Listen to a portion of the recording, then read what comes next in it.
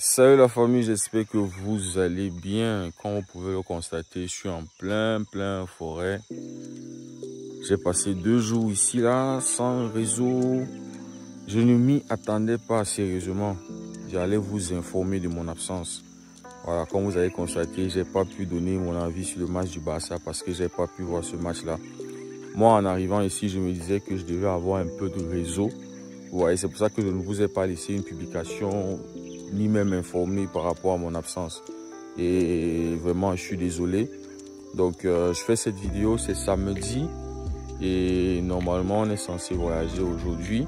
Donc, voilà, je pense que je vais voir le match de Girona. Voilà, match Barça-Girona. Donc, voilà, comme je vous ai dit, je n'ai pas pu voir le match en retard du Barça. Parce que, voilà, il y a l'un de mes tontons qui est forestier et qui travaille dans la conservation et voilà, la conservation et la nature.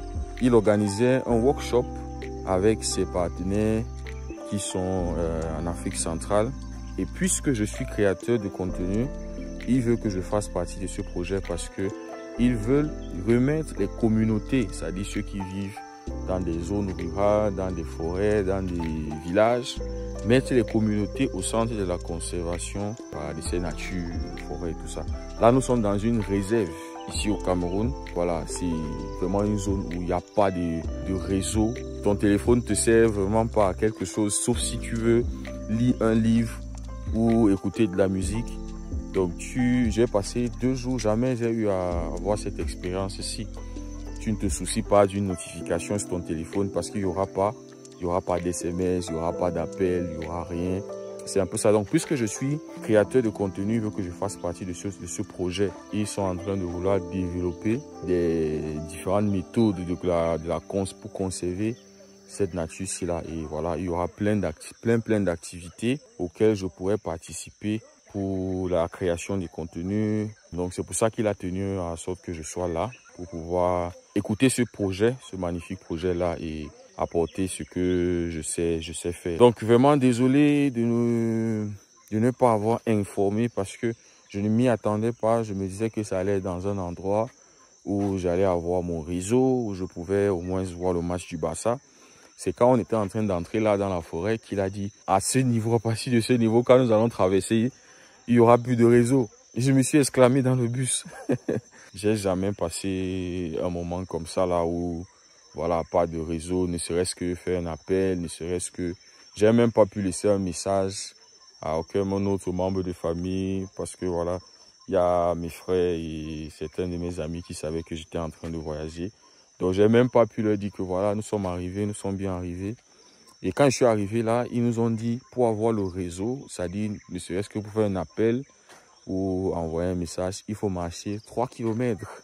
Et à 20 h, ça c'est déjà tard dans la forêt. Il n'y a pas d'électricité ici. Ce qu'on utilise, c'est les plaques solaires.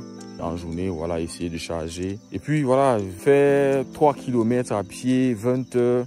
Je me suis dit, voilà, je ne vais pas me mettre dans tout ce stress-là. C'est mieux. Je passe ces jours-ci là, déconnecté de tout et voilà, voilà, c'est posé, c'est calme.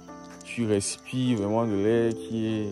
Donc, c'était une très belle expérience et j'ai appris beaucoup de choses concernant la nature, la forêt, les animaux, les grands singes et tout ça là.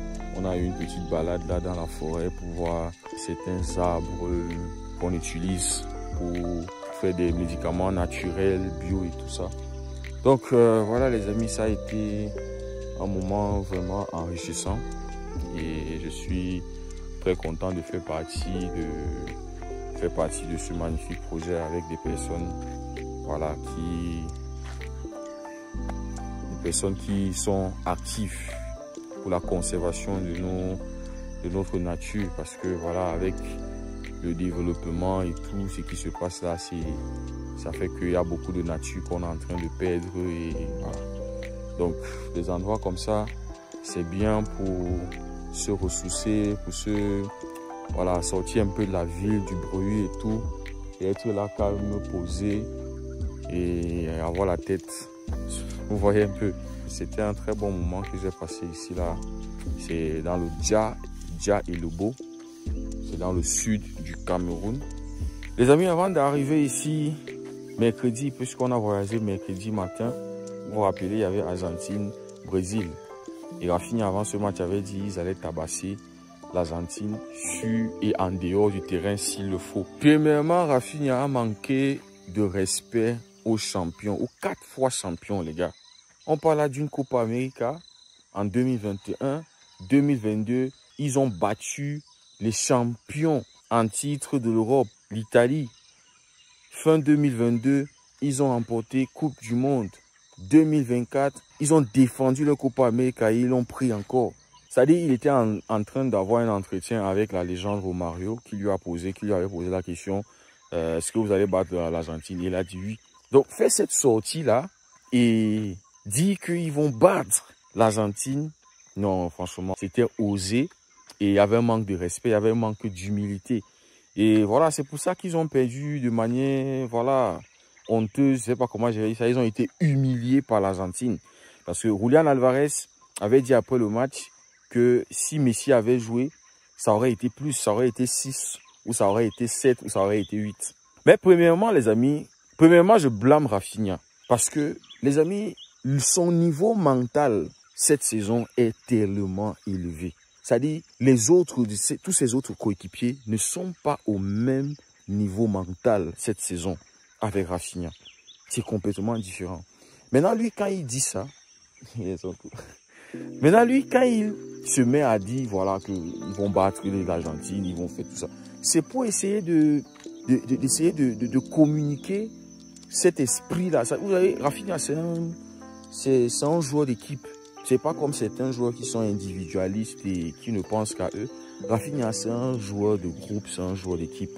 Et s'il avait la possibilité de brancher son mental à chacun de ses coéquipiers, il va le faire. Essayer de mettre tout le monde à son niveau. Parce que cette saison, comme on le sait, le mec, il est... Voilà. Donc, quand il dit qu'ils vont battre l'Argentine, c'était pour motiver ces gars. Mais la réalité, c'est que collectivement et même individuellement, l'Argentine est très, très loin comparé au Brésil. Le Brésil, ce sont des individus qui se sont mis ensemble et qui sont en train de jouer. Pourtant, l'Argentine, ça a formé une très, très grande famille. Une famille solide, une famille forte. Parce que ce n'était pas comme ça que l'Argentine était avant. Mais les amis, aujourd'hui, on le voit. L'Argentine, c'est beaucoup plus soudé. L'Argentine, c'est beaucoup plus solide. L'Argentine, c'est beaucoup plus cohérent. Je me dis qu'avant d'intégrer cette famille-là, tu dois devoir passer un certain test, je ne sais pas trop. Je me dis que c'est tellement une famille qu'ils n'ont pas besoin de quelqu'un qui va y entrer et qui va s'aimer le désordre. J'étais très content de voir El Cholo, le petit El Cholo Giuliano, celui qui a marqué le 4e but, parce que j'ai pu voir les moments forts de ce match-là. J'étais très content de voir que El Cholo fait partie désormais de ce groupe, parce que l'année dernière, il n'était pas là. Pour la Copa América, il n'était pas là. Mais là, il a pu intégrer ce groupe-là, il a pu avoir un petit temps de jeu et il a pu marquer. Et l'Argentine, les amis, c'est très, très solide. C'est-à-dire qu'ils sont capables de subir et de trouver le moyen de gagner. C'est pour ça que je pense qu'on peut être surpris. L'Argentine peut retenir son trophée, les gars. C'est-à-dire la Coupe du Monde.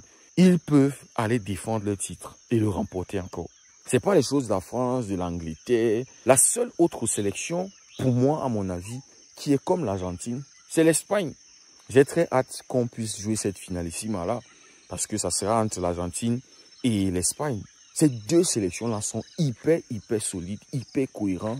Et voilà, on l'a vu, l'Espagne, lors de la trêve internationale, ils ont souffert, ils ont dû tenir la tête. Parce que les Pays-Bas, ça n'a pas été facile. Hein. Match nul à l'aller, match nul au retour, prolongation, tir au but. Voilà, jusqu'à ce que l'Espagne est passée. Donc, les amis, l'Espagne, pour moi, c'est une autre sélection qui est comme l'Argentine. Et je pense que la Coupe du Monde, à moins que, voilà, vous savez, le foot aussi a ses surprises et tout. Mais je pense que la Coupe du Monde se joue réellement entre ces deux-là. Je pense qu'il y a aussi l'Uruguay qui est vraiment solide, parce qu'on se rappelle que après Coupe du Monde, la seule sélection qui a pu battre l'Argentine l'année dernière, c'était l'Uruguay. C'était eux qui les ont collés leur première défaite. Mais voilà, les amis, Rafinha, je le blâme parce qu'il devait affronter l'Argentine avec l'humilité. Il y a 4 trophées, les gars. Ils ont aligné comme ça 4. Donc, tu affrontes pas ces genres de personnes-là avec l'arrogance. Tu les affrontes pas avec ton mental de... Voilà, parce que tu es dans une top saison et voilà, tu les affrontes avec l'humilité. Je pense que s'il avait dit que voilà, on va affronter les champions, on va affronter les meilleurs du monde parce que c'est la meilleure sélection actuellement. On va affronter les meilleurs, on va se donner à fond, on va essayer d'aller là-bas et d'obtenir un résultat positif. Je me dis que peut-être ça n'allait pas être... voilà, parce que là, ils ont provoqué les champions. Et les champions sont arrivés pour prouver, pour montrer que ils ont mérité tout ce qu'ils ont eu à remporter là. Ils les ont mérités, ils ne ont pas... ça n'a pas été un vol. Ça a été du travail dur, ça a été un travail collectif et ça a été un travail des individualités. Et j'ai lu aussi quelque part sur Twitter, ça dit pendant que j'étais en train de voyager, les supporters, les fans de Ronaldo qui veulent montrer que sans Messi, l'Argentine est meilleure, sans Messi, l'Argentine gagne. Mais non les gars, ça c'est être de mauvaise foi parce que on voit qu'avec et sans Messi, l'Argentine est performante. Messi a su donner de la confiance à chacun de ces jeunes-là parce qu'il sait qu'il ne sera pas là pour toujours. C'est la différence entre Messi et Cristiano Ronaldo. Le Portugal, je me dis que le Portugal va être mieux. Le Portugal a besoin de tourner la page Cristiano Ronaldo. Je pense qu'avec les jeunes qui sont au Portugal, il peut former un vrai collectif. Mais Cristiano, ça doit toujours passer par lui. C'est lui qui doit marquer les buts, c'est lui qui doit marquer les pénaltys. Et quand ce n'est pas le cas, il est frustré, il est là sur le banc, il se plaint, il dit ci, il dit ça, on chasse les coachs. Donc la différence entre ces deux sélections-là, c'est que Messi a su donner de la place aux jeunes. Quand il n'est pas en forme, il ne force pas, on ne le voit pas en sélection. Il n'a pas fait la trêve internationale parce qu'il a une gêne, il a eu une gêne. Il ne pouvait pas jouer. Il n'est pas venu là et vouloir forcer. Non, je veux. Non, non, non. On lui a vu féliciter ses gars après la victoire, après les 2 victoires. Surtout la victoire contre le Brésil parce que Rafinha avait parlé. Donc, voilà les amis. L'Argentine avec ou sans Lionel Messi, c'est fort. C'est très fort. Et ils vont encore le prouver en Coupe du Monde, les gars. Donc, laissez votre jalousie et votre haine de Lionel Messi que vous avez transformé. C'est-à-dire vous êtes toujours en train de vouloir vous mettre dans un débat que Messi a écrasé depuis 2022 avec la Coupe du Monde. Messi a déjà éteint ça. Donc, les gars, s'il vous plaît. Donc, les amis, l'Argentine l'a prouvé encore au Brésil. Ils sont la meilleure sélection du monde, les gars. C'est très fort, c'est très cohérent. C'est une famille sur le terrain et en dehors de tout ce qui est, c'est une famille, les gars. Quand tu dois affronter les gars comme ça, il faut les affronter avec beaucoup d'humilité. L'Uruguay qui avait battu l'Argentine, voilà, ils ne sont pas sortis et fait une propagande, ils n'ont pas dit que voilà. Donc, Rafinha, je le blâme. Rafinha, franchement, il ne fallait pas parler comme ça. On sait que tu es en train de faire la meilleure saison de ta vie. On sait que de ta carrière. On sait que tu es en train de... Actuellement, c'est toi qui portes le Barça. On sait que actuellement tu es candidat pour le Ballon d'Or et même tes discours doivent monter du leadership parce qu'aujourd'hui, les amis, c'est le leader au Barça. C'est un leader. Donc, même dans ses discours, il essaye d'être ce leader-là. Et même pour le Brésil, il essaye d'être un leader. Donc, les amis, je voulais partager avec vous là où je me trouve là. Voilà, dans une forêt calme. Tout ici est bio. Ce que tu manges ici, c'est cultivé naturellement. Et je voulais aussi revenir sur cette rêve entre l'Argentine et le Brésil. Voilà, les gars. Les amis, merci beaucoup d'avoir suivi la vidéo. On se dit à très bientôt.